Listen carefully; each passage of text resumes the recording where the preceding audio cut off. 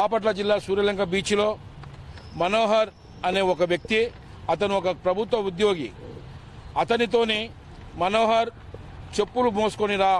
అని చెప్పేసి కొన్ని వందల మంది చూస్తుండగా మనోహర్ అనే ఒక ఎస్సీకి, ఒక షెడ్యూల్ క్యాస్ట్ సంబంధించిన మనోహర్కి చెప్పులు మోసుకొని రా అని చెప్పేసి చెప్పడం వలన